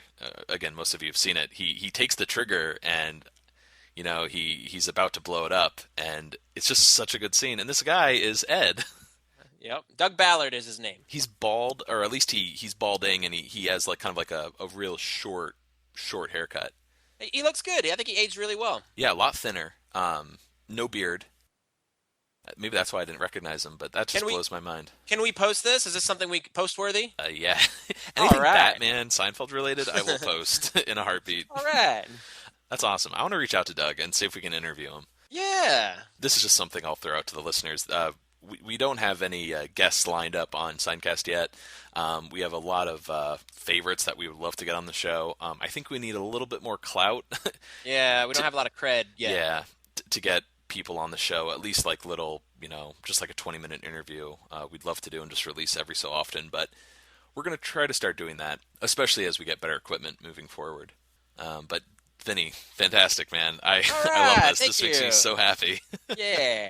I was watching this episode last night too, and when I was watching the scene, I'm like, I'm not going to look at Ed. Like, I didn't want to look at him because I didn't want it to trigger an actor from the Dark Knight trilogy. But And again, you're notorious for like you do your web research, and I was like, oh, he's gonna find it. He's gonna stumble upon it. But I'm glad you withheld. So good for you. all right, next scene is at Jerry's apartment. This is just like a perfect Jerry-Larry conversation, talking about what is it, bathrooms in the city. Public toilets in New York City. Yes, and where the best public toilets are specifically. You give George any street crossing, and he'll tell you where the best toilet is. I like this a lot. This is it's tough to find. Well, first of all, it's tough to find a public bathroom in Manhattan, and it's really tough to find one that's like not disgusting. Yes. I think the worst bathroom I've ever been in. I mean, I guess everyone could say like a bathroom in like a really seedy bar is gross, but to me, like the worst public bathroom is in Port Authority, probably. I knew you were gonna say that because that's referenced in Curb. That's referenced, I believe, on Seinfeld too, right? That the Port Authority has the worst bathrooms. Right? Because I know Leon is always like, "You've been to Port Authority, Larry." Larry. Oh my God. You've been to the Port Authority, Larry. Because they're talking about the toilet paper, how bad it is. Mm-hmm. Oh my God, yeah. You think like 1,000 sheet like Scott roll is thin, like the toilet paper they have. It's funny. This is so specific. I don't think I've ever used a stall at the Port Authority. Like I'll hold it until I get home. I admire that. That's nice. I was actually a big fan of the bathroom at the Time Warner building at Columbus Circle when I lived at the top of the park and just would walk around the west side a lot, the Upper West Side. I would frequent that bathroom like if I were in the area. I don't know why. That's your base away from home. Yeah, I mean it's tough to have the like kind of connections George has as I guess a real estate guy. He probably has access to certain offices in the city.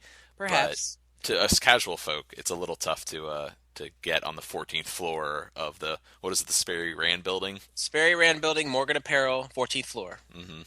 And George says, give her my name. She'll give you the key. You don't know who she is, right? No. I guess he means the receptionist. Now, I think it would be funny if, you know how we like to hit our Seinfeld sites. This is an obscure one, but I'd like to see if the Sperry Rand Building is still, if it is in existence, and if it is it still there? And then furthermore, I'd like to go up to the 14th floor and have a peek around. Yeah. And after that, we can hit up the Met, right? At There we 65th go. Well, and 10th. We need to go see a show there. So you find a show that you can take me to. All right. And I also think this bit, and even Julia, Michael, and Jason say this on the commentary track. They say this is pure Larry David. Like, this is a discussion Larry and Jerry had in the writer's room. You know what I mean? Yeah. So, and watching it, I'm like, Larry, you know. And then we have Elaine enter, and there's that amazing, like, dolly shot of her just, like, walking in and, like, just standing there dazed. She's a mess, right? No, She's disheveled, hair's in her face, she's wide-eyed, nightgown. And I noticed, if you notice in the end of the scene, she's not wearing any shoes. Oh, there you go. Shoes weren't invented until the 4th century. I imagine Jerry saying, like, I clean myself up a bit before I go out. Right. What does he say? A breath mints, a mouthwash, something? Something like that. And she goes on this, this Elaine, another great Elaine moment, like, just like the packing scene where she's just has this great monologue. She's weaving in and out of lanes, kind of describing the drive to the airport to drop off Ed, the guy she hates his guts.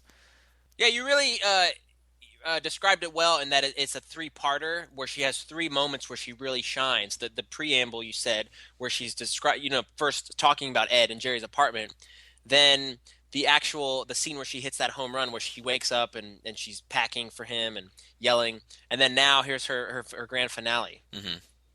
Now, Julia will say in the commentary she did not like the way she handled this scene. She said if she could have a do-over, she would love to reshoot this scene because she didn't like the deadpan stare that she was doing. She thought she could have done, I guess, more or something different. I think it's great. Like, I agree. She's so defeated, and so, like, she tried so hard to get him to the airport. I don't know what other performance you could bring other than being, like, really crazy and theatrical and right whatnot. And it builds nicely because this whole time you think he's gone. You know, she made it. Yes. And that great twist. She's like, and if it weren't for that 5-car pileup on Rockaway Boulevard. First, she takes Queens Boulevard and she used the shoulder. Then at Jewel Avenue, she used the median. Finally, she comes up against the Van Wyck, and they say nobody's ever beaten the Van Wyck. But she's like, as God, what does she say? As God is my witness, or something like to that effect. And she's like, I've come as close as anyone ever has. And like you said, if it wasn't for a 5-car pileup on Rockaway Boulevard, she would have made it. Ed, I guess, is downstairs looking for a parking space. Ed's looking for a parking space, and then Kramer comes in. And it's so funny. There's this, like, Jerry and George are consoling Elaine. They're like, "Oh, you tried, you know." And do you know how Kramer is when he comes in? Yeah, he's like, "The busboy's coming. The busboy's coming." He's ecstatic. And I don't really see what's so funny about it, but Julia also mentioned on the DVD special features that they laughed about Michael saying that for years for some reason. Yeah, in the table read, I think it was just so, like, boisterous. Mm-hmm. The busboy's coming, like, you know, I don't know. It's just a weird way to deliver it. Yeah, so he buzzed him up. George starts freaking out because he thinks that Antonio's coming there to settle the score, I guess, or you know, really let him have it for getting him fired and letting the cat out. And here's that moment, like, it's God, it's weird that we're saying how much we love the actor that plays the busboy, because we do, but it's kind of a weird start to the performance. Like, it's another Vinny. It's another like 20 seconds where there's no joke. It's just like serious. Yes. If it wasn't for you and your stupid, insensitive remark, it would have been me. So a gas main exploded in the section of the restaurant that he worked in, killing 5 people and the busboy that replaced him. If a gas main blew up in that restaurant, I feel like that restaurant would never open up again. Like, True. That'd be such a huge deal. But as we know, Isabella's is still around. Well, it's a good restaurant. Have you had their chicken salad? No, the pesto, right? Oh, the pesto. That's right, the pesto. Hey, that's 6 more deaths that you could add to the Seinfeld tally of deaths in the universe. All right. They died?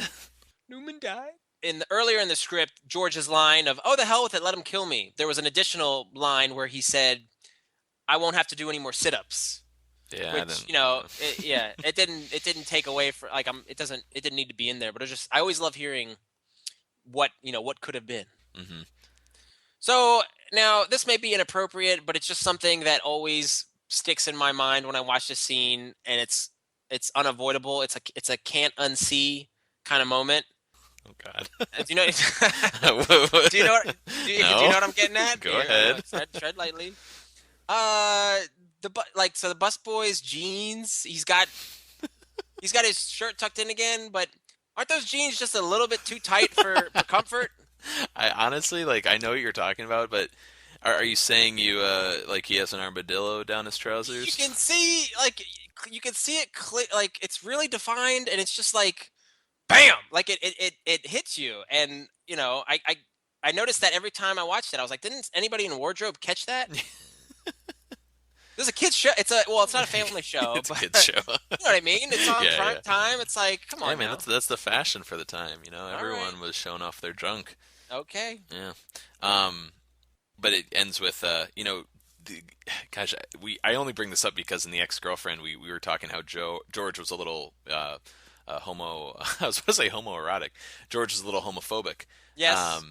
And this guy, hugs him and kisses him. That's true. I feel like I know we're really nitpicking this, but it's just funny. Like George is so sensitive in this episode, going out of his way to help someone. Yeah. And a man, as you pointed out, with a very tight jeans, hugs and kisses him. And while that wouldn't make either of us uncomfortable, you would think it would make George uncomfortable. But in the heat of the moment, with the thought of getting his ass kicked, yeah. Or you know what I mean, like. It was such a relief to, he's not mad at me. It worked out. I think he was happy. So he wouldn't care if it moved at a moment like this. They shared in this warm embrace. Now, another thing that always jumps out at me as well, and this one's not perverted, but the handshake between George and Kramer. Oh. Where there's like a little bit of a slow clap in the background by the audience, and George and Kramer go to shake hands, but they miss, and they kind of like they clip each other's fingers. And then Kramer kind of grabs George's arm with his left hand, and then he gets the hand in there. And me and you were both a couple of white guys, but I was like, that's a typical white guy handshake where they miss. It's not cool, it's not fluid, and I'm glad they left that in. Like I feel like they could have been like, let's reshoot that because you didn't catch it. Mm-hmm. But that always sticks out at me, and I'd actually like to see. I looked online, there's not a GIF of it, but I'd love to see a GIF of. Here's how two white guys shake hands, and it's always the miss. Oh man, only you. Well, I think handshakes are so big with us because every time we see each other, you'll give me a handshake, and I always. Oh no, we're huggers, man. I give you a big hug. We are huggers, but you also like to play with me because you like to play. Oh, careful! Take that out. You like to play around. What? And please, okay. No, but we'll go to shake hands, and I'll be like, all right, here comes a firm handshake. And then, right as I'm about to grab your hand goes limp, and you give me the wet fish, dead fish, and dead fish. Excuse me. I love the dead fish handshake. It catches people by surprise. I do that to people all the time, and I always credit you. And it's like, my friend does this all the time. He always gets me, and people find it hysterical. So try it when you're with your friends. Go in for like a really, seemingly hard handshake, and then just right as they're about to make contact, let your hand go limp. And it's great. Always gets a laugh. Try it at parties. Impress your friends. Me to you. We should mention right before this the slow clap and the awkward, as you put it, white guy, like 5. I stand by it. The busboy also mentions while he was looking for Paquita, he found the cat back at his apartment. Mm-hmm. Perhaps frightened by the explosion. It's a very wordy monologue the busboy has here. Again, makes me a little uncomfortable. I don't know why I feel awkward. I love awkward humor, man. I love Larry David, awkward social tensions. But when it comes to lack of comedy awkward, that's when I get really uncomfortable. Yeah, this is like a highlight, like a peak for Seinfeld where it's like, oh my gosh, something amazing happened to a character, like good fortune, everything worked out okay, and then we get. I think this might be. I've talked about a few awkward moments this episode.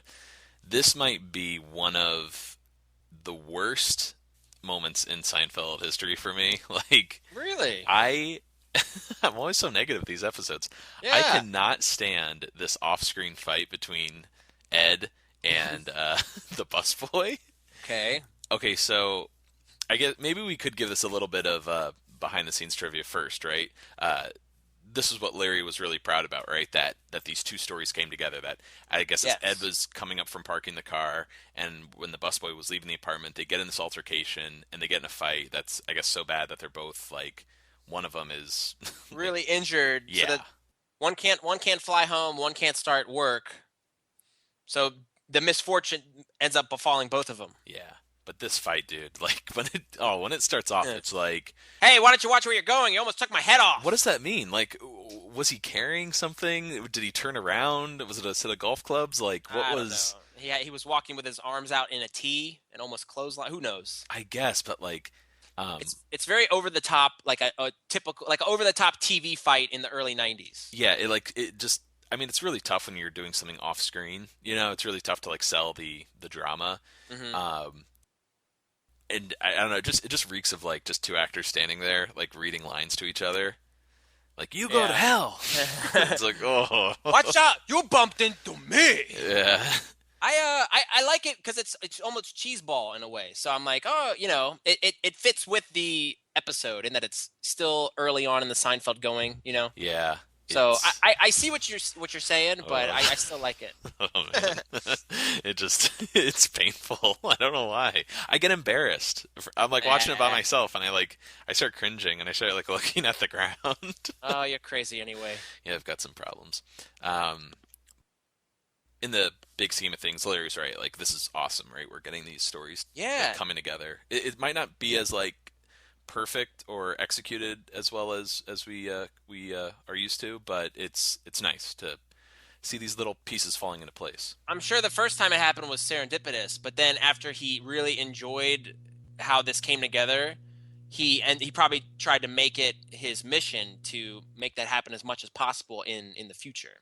Yeah, I kind of paraphrased this at the beginning, but it's such a great Larry quote. Only he can say it. He's like, I'm trying to quote it. He's like, I liked how it happened, and I would like for that to happen again, and maybe I can make it happen. Yeah, again. he's like willing himself. Yeah, really, really walking him through the process. And he uses this term dovetailing, which I really like. Have you heard of that before? I've Yeah. never heard that. Dovetailing. Okay. Just like two things kind of like coming together, like kind of in sync with each other. Okay. I'm going to use that in a sentence today. Next scene, the last proper scene is at Monk's. I was wondering if a lot of these episodes have been ending at Monk's lately. Like, Stock Tip ended at Monk's. You're right. Ex-girlfriend ended at Monk's. No, I'm sorry. The Pony Remark ended at Monk's. I think the ex-girlfriend ended in the car with Jerry. But second to last scene with George swallowing the fly, that ended at Monk's. Yeah. So it just seems like a nice kind of area to kind of like, wrap everything up. Mm-hmm.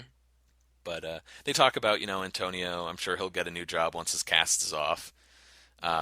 It sounded like the fight was pretty bad, right? Like they fell down the stairs and... Well, yeah, because Antonio has a cast on. He's lost his job twice. I have a feeling Paquita probably went missing again. Oh, we forgot to mention. I'm sorry. Yeah, in the last scene, he found a second job where they pay him double. yes. At his old job. Mm-hmm. Yeah. He lost that job from the fight. I had notes how like this is another example, or maybe we already had Manya die, but all these characters that come into the lives of this foursome end up having just awful things happen to them. So here's another example of Antonio breaks some bones. He loses his job twice. He lost his cat. Eddie misses his flight back to Seattle and can no longer feed himself. And he got the cold shoulder from Elaine. Yeah, So, but I guess she's taking care of him, right? yeah, perhaps. Much like she takes care of Owen Marks. Marsh. Yeah, Marsh, thank you. I was thinking the same thing because she's like when he can feed himself, so she's probably having to feed him some Yankee beans or something. Is she? I hope she's singing to him. I like my Yankee beans. So Elaine leaves the scene, and then George follows soon after. He has to feed Paquita by 7, or she, I Yeah. guess, pees over everything. Gets into everything. So, and did you notice Jerry's drinking a milkshake?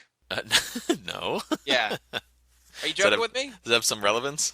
No, but like, milkshakes like Kramer. I always see Kramer having a milkshake Oh, okay, yeah. at the table. But in the commentary, Michael Richards said that, or maybe Jason Alexander said, but they could order whatever they wanted when they were doing these scenes. And even Michael was like, "Oh, there's the first malt at the table." Yeah. You know what I mean? So like, I thought that was kind of cool.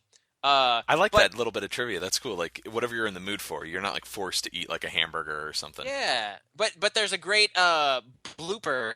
I don't know what season it's in, but George is eating French fries, and he goes, "Can we cook the fries, please, in the future?" So it must have been stuff that was sitting out, and of course they have to do these scenes over and over again. But it was just funny how he pointed that out. So a little view behind the curtain. From all the bloopers we've seen, I like Jason's humor the most. Yes. There's that other blooper. It's so hard. I know this isn't a visual podcast, but I think it's a scene.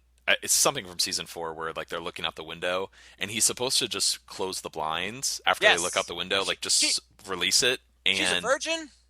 Right, it's the virgin episode, and he's pulling the cord to drop the blinds, but they don't go, so he just keeps on tugging at it, and it goes on for like 5 or 10 seconds of him tugging them, and you hear the director off stage saying cut, and he's like, "Oh, what, was something wrong?" Yeah. I just like that. Before we go on to the final scene, there were 2 things I thought were interesting. When Jerry says, "Oh, he'll get another job. He's a busboy." Like, I thought that's a quintessential Jerry line. And it sounds very similar to "He's a bubble boy." So that tone, that's like the fun. Like Jerry hits that tone quite often in the series. Mm-hmm. No, totally. So that was the first thing, and the second thing was when Jerry's eating a sandwich and he's got like a full mouth, takes a sip of his milkshake. George and Kramer, or George and Elaine have already left by this point, and the busboy comes over, which is perfect. Starts bussing the table. And Jerry goes, "How you doing?" And that line was actually added during rehearsals. It wasn't in the script, which I always find that kind of stuff fascinating. Yeah, it's a weird moment because we never see a busboy, I think, ever again in Monks, right? Yeah, I think you're right. But yeah, it's I didn't know this is added. I assumed this is always in the actual episode because it's a great way to kind of, again, like that button, wrap up the scene. Well, it's very similar. Yeah, it's similar to the parking spot where, Jerry says, a lot of these scratches will buff right out. Mm-hmm. That was also added right, on set because they couldn't figure out a way to end the scene. But I just love those little one lines that just wrap it up so nicely. And I feel like throughout this episode, there are a lot of times where Jerry is saying, well, in the few times Jerry does speak, he has a couple lines. But he has a smile on his face, so he's enjoying the joke as he's saying it. And again, as a viewer, that's so, like, you really appreciate that because you're like, man, he's enjoying it, I'm enjoying it. Yeah, I like seeing Jerry get to, like, in a sense, like, sit back and like watch the other actors sort of do their thing, and he gets to kind of just poke his head out. He's almost like, and he's not like Kramer, but they've kind of like switched screen time where like he'll just come in for a funny line, right? Just to kind of lighten either throw some sarcasm in there or dig that knife in a little bit deeper. Mm-hmm. And they found a really good balance of that, I think, in later episodes. Yes, agreed. Mm-hmm. Yeah, Jerry's either like kind of panicky with the rest of everyone, freaking out about something, or he's kind of this like person who just takes a step back. Last scene, as always, a little bit of stand up. This one, this is rough, man. Like, not rough, or it wasn't like the off-screen fight we saw a few scenes earlier, but this stand-up did not do it for me. I was shocked how, I don't use the term like half-assed, but it's about fighting, right? And I can't believe people actually have fights, and then he ties it into boxing, and how can 2 people fight if they've had no prior argument? So right. So boxing match would start off with them driving around in little cars, and then they crash into each other, Yeah, And they get into an accident, Mhm. and then they get in a fight. He's like, let's see that. Yeah. Yeah, it's kind of a so-so stand-up. Yeah, I don't know. I feel kind of bad. Half-assed was a harsh term. Sorry. I know. I'm You're like, a real jerk in this episode. I know. Sorry. I'm like critiquing one of the best stand-up comedians of all time on a podcast with a cheap microphone on a little like MacBook Pro here. Like, who am I to like judge this? This guy was this made the best TV show of all time, and you're making some wisecracks on a podcast. He's Jerry Seinfeld. I guess maybe we can jump ahead to just our thoughts on the episode as a whole. Sure. This was one I was kind of looking forward to revisiting because a lot of these episodes, like Mail and Bonding, the ex-girlfriend, which I didn't care for in the past, actually were a lot more enjoyable on a rewatch. And this one was okay. Again, it's great seeing these little moments where, like classic moments, like Elaine's freak out in her apartment, and when she gets to Jerry's, her monologue. Like those are such classic moments, but it just didn't do it for me. It's just too much fluff. Here we go. I don't know if that's the right word, fluff, but there's just like too many just like moments where I wasn't laughing, or I was waiting for something funny to happen, or I just felt kind of uncomfortable. All in all, though, I'm glad that we got those classic scenes out of this. We got the pieces coming together at the end. I love seeing Jerry as sort of like he's kind of like just observing everyone and making wisecracks. I love that. I'm going to interrupt you here, but I kind of think of it as the way Kramer articulates it in the opera episode when he's like, you're the nucleus, you're the straw that stirs the drink, you're the Mayana. And that's how he is in this episode. He's the reason that all these stories come together. That's a great point. And it's kind of weird. We have an episode about this in the, is it the dog episode in season 3 when Jerry has to watch Farfel and Elaine and George go to a restaurant and they don't really have much to talk about. That's true. You're right. It always feels weird if Jerry's not front and center, or at least tying these characters together in a sense. He doesn't even need to have a lot of lines, as this episode shows. But part of me wonders, like, am I not really a huge fan of the show because it's not balanced between all 4 of them?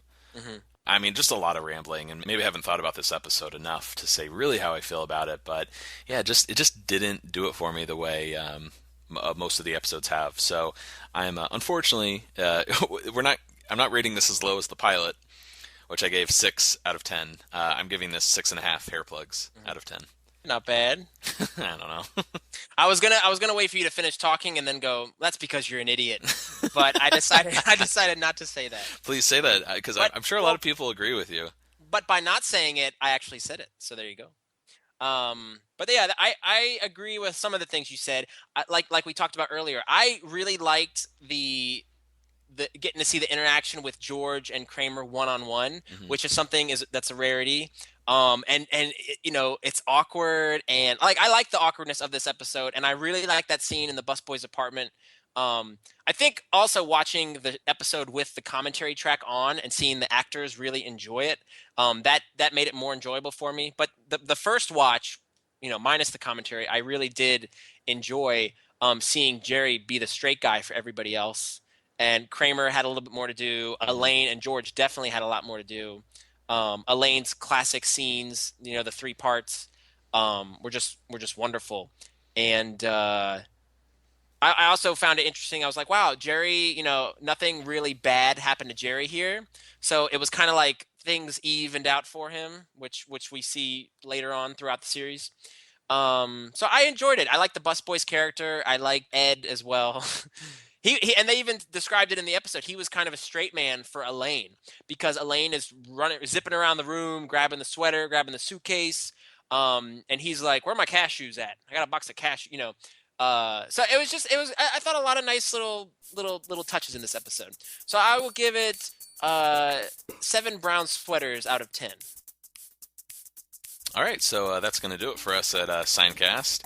As always, we'd love to hear from you, how you became a Seinfeld fan, what you think of our show, anything. Doesn't matter what you got to say, positive, negative, let us know. You can reach out to us via email, seincast@gmail.com. Please like us on Facebook. We're almost to 100 likes, that's a milestone, Vinny, right? Yeah, that's exciting, yeah. We're still in our infancy, so these little hurdles along the way are pretty cool. It's facebook.com/Seincast podcast. You can also follow us on Twitter at Seincast. We try to do a lot of posts, just stuff, articles that interest us or behind-the-scenes photos. We'd like to build a kind of community of sorts on either of those sites, so reach out to us there. If you could, please leave us a rating and review on iTunes. We'd really appreciate it. We know it's kind of annoying to do that. It's time-consuming. You got to log in, then you got to think of something to say. But if you'd like to just give us a rating, that would be more than enough.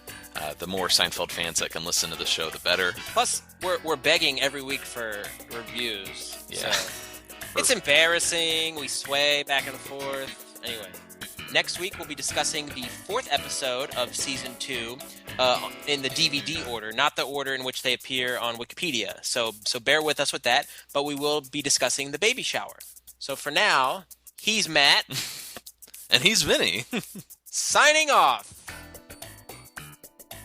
Seincast is not endorsed by Castle Rock Entertainment, Sony Pictures, or NBC, and is intended for entertainment and information purposes only. The official Seinfeld site can be found at sonypictures.com/TV/Seinfeld. Seinfeld, the Seinfeld logo, and all names, pictures, and audio of Seinfeld characters are registered trademarks and/or copyrights of Castle Rock Entertainment, or their respective trademark and copyright holders.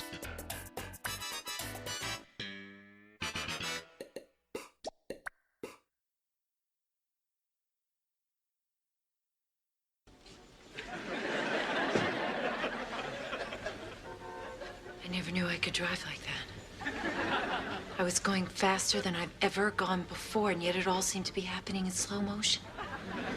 I was seeing 3 and 4 moves ahead, weaving in and out of lanes like an Olympic skier on a gold medal run. I knew I was challenging the very laws of physics. At Queens Boulevard, I took the shoulder. At Jewel Avenue, I used the median. I had it. I was there. And then I hit the Van Wyck. They say no one's ever beaten the Van Wyck. But gentlemen, I tell you this. I came as close as anyone ever has. And if it hadn't been for that 5-car pileup on Rockaway Boulevard, that numbskull would be on a plane for Seattle right now instead of looking for a parking space downstairs.